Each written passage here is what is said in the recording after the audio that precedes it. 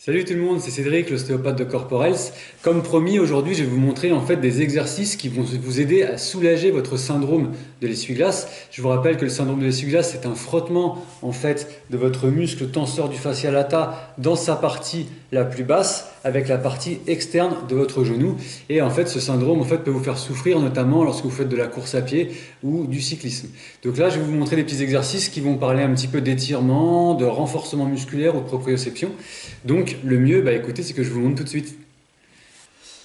Alors là, l'exercice que je vais vous montrer, c'est un étirement d'un muscle qui s'appelle le grand fessier.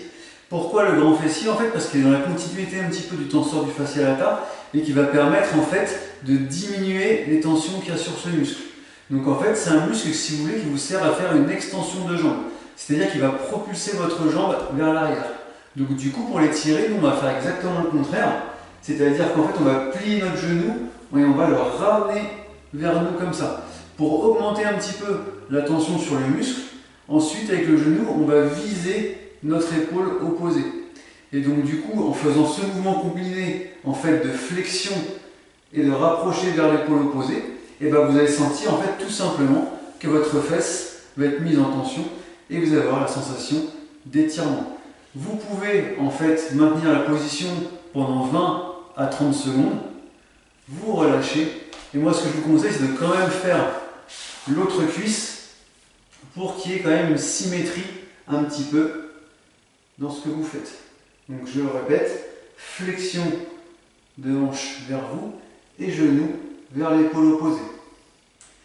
20-30 secondes et vous pouvez réaliser ce mouvement en fait si vous voulez à peu près 3 à 4 fois de chaque cuisse. Alors là, l'étirement que je vais vous montrer va être spécifique au muscle tenseur du fascia lata. Donc là, c'est relativement simple en fait, mais normalement, il y a un support, si vous voulez, devant moi pour pouvoir se maintenir. Là, je n'ai pas mis le support pour qu'il n'y ait pas quelque chose qui vous empêche de voir clairement le mouvement. Donc ce qu'il faut faire en fait, c'est se faire une espèce de fente comme ceci. Et vous voyez, la jambe du côté étiré va croiser l'autre jambe en arrière. Donc vous vous mettez comme ceci, vous voyez, et la tranche de mon pied est posée sur le côté. Et une fois que vous êtes comme ceci, vous tenez votre buste bien droit, en fait, et vous pliez sur la jambe avant. Et vous allez sentir, en fait, un étirement au niveau de la jambe du côté du tenseur du fascia lata. Vous maintenez, en fait, cette position pendant 20 à 30 secondes. Vous faites vraiment attention à avoir le buste bien droit. Vous, je vous le dis, vous pouvez avoir un support pour maintenir un petit peu l'équilibre. Et du coup, vous maintenez la position 20 à 30 secondes. Encore une fois, je vous conseille de faire l'exercice de façon bilatérale. Ça veut dire qu'il y a la jambe qui est en souffrance que vous étirez, mais étirez l'autre jambe aussi. Et vous faites ça 20 à 30 secondes de chaque jambe pendant 3 à 4 séries. Alors l'exercice que je vais vous montrer maintenant, c'est un exercice en fait de renforcement musculaire. C'est très important parce qu'en fait, on a découvert, des études mettent en évidence que, en fait, lorsqu'on a un syndrome de l'essuie-glace, si vous voulez, il y a un déficit musculaire des muscles aux alentours qui fait que le muscle du tenseur de fascia lata est surchargé.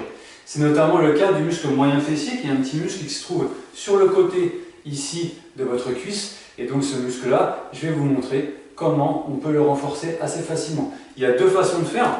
Vous pouvez vous mettre soit en fait allongé sur le côté comme ceci, bien stabilisé, vous pliez la jambe qui est contre le sol, et en fait l'autre, vous la mettez dans l'axe de votre colonne et de votre bassin. Et ensuite, vous avez juste à décoller la jambe du sol et à la ramener progressivement. Vous la décollez et vous descendez progressivement. Voilà. Et vous pouvez faire ça à peu près 10 à 15 fois de suite. Comme d'habitude, vous faites ça des deux côtés. Ensuite, il existe une deuxième façon de le travailler, c'est de se mettre par exemple sur une marche. Là, moi je vais me servir d'un banc pour que vous puissiez bien le voir, mais il faut monter en fait, si vous voulez, sur une marche, comme ceci, près d'un mur en général pour que vous puissiez garder l'équilibre. Et ensuite, vous laissez tomber votre jambe, comme ceci. Voilà. Avec votre bassin, vous visez le mur et vous remontez comme ceci. Comme ceci. Et on remonte. Je vous montre de face. Vous voyez, ma jambe va être dans le vide. Je me plie pour me stabiliser. Je plie sur ma cuisse je sors le bassin et je remonte, comme ceci. Et là, on est en isolation sur le muscle moyen fessier. Pareil, vous pouvez faire à peu près 10-15 répétitions de chaque côté, 2 à 3 séries. Bon voilà les amis, c'est tout pour aujourd'hui. Vous avez fait le tour de petits exercices que je vais vous présenter. Maintenant, il ne vous reste plus en fait qu'à vous abonner à ma chaîne, à liker, à partager aussi les vidéos si vous pensez qu'elles peuvent aider des personnes de votre entourage, et aussi à commenter parce que c'est toujours hyper intéressant en fait d'avoir vos réactions sur le sujet et vos expériences. Et si malgré tout ça, en fait, vous n'arrivez pas à vous débarrasser de votre stress au bureau ou en télétravail, n'hésitez pas justement à vous procurer la méthode que j'ai mise au point exprès pour vous, qui s'appelle Integrative Mobility et qui va vous aider justement à vous débarrasser du stress et des douleurs que vous pouvez avoir au bureau et en télétravail et qui malheureusement, en fait, s'invitent dans votre vie de tous les jours et donc qui peut avoir un impact sur votre vie sociale et professionnelle. Cette méthode, en fait, elle agit sur tous les facteurs de risque, qu'ils soient environnementaux, comme le poste de travail, qu'ils soient psychosociaux ou physiques. Et du coup, vous avez même des petits outils qui peuvent vous aider à mesurer vos progrès, que ce soit au niveau du stress et des douleurs, très facilement et rapidement. Voilà, donc le petit lien se trouve justement en lien en commentaire de cette vidéo ou dans la description de la vidéo. Et en attendant, prenez soin de vous, je vous dis à bientôt.